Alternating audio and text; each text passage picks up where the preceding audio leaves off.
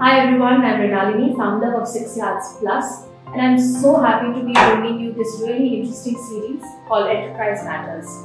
We've spent a long time thinking about this and putting it together, and it gives you a really nice behind the scenes look at what goes on inside an enterprise in the handicraft space.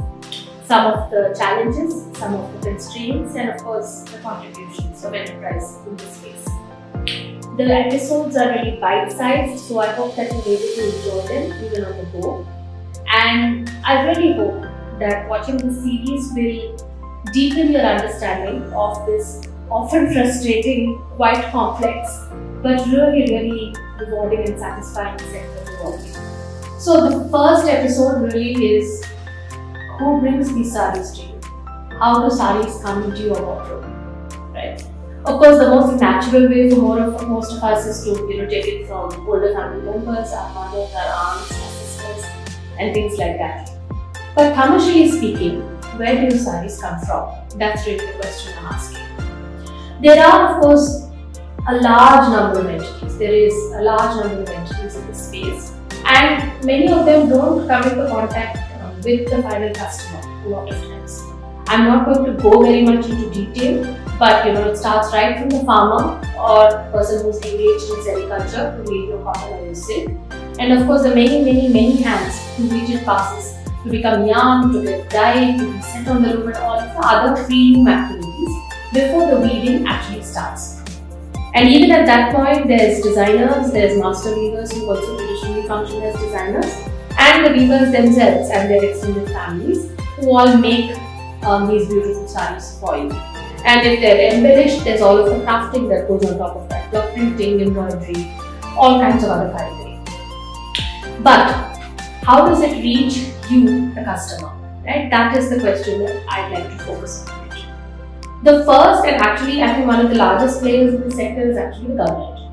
So there are government cooperatives, there's your co-optex, there's TSCO, there's Bangla. Every state has its own handloom cooperative apex body, and they have their own brands, and of course they have their own stores and other formats of reaching out. In addition, there is of course the whole exhibition circuit that many of us are familiar with. Now these can be non-profit exhibitions where people have come together to provide the weavers or artisans platform, or they can be for-profit exhibitions where there is a people pay for these stalls and put them up. But either way, that's a great way to meet people who come and sell sarees. The third, of course, is there are many non-profits that do work in the space. Their role very many times is focused on mobilizing artisans, right? So instead of dealing with one individual artisan, if we come together as a collective, what are the advantages that they can get out of it? So that's really a big role that non-profits play. In addition to this, of course, they also do a lot of design development. There's tremendous value added by both government and non-government actors in the space, without which actually a lot of us as enterprises couldn't even do what we do. And then of course there's your designers that you meet of course at the several brand shows, etc. But also they have their own labels and stores, and many of them engage very deeply with the craft sector. And there's the established old world way of buying a saree, which is you go to an established saree store, either in your locality or across the country.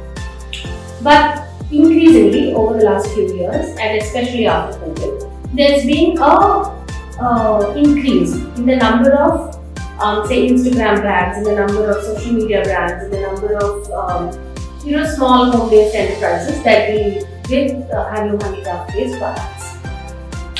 Enterprises and social enterprises.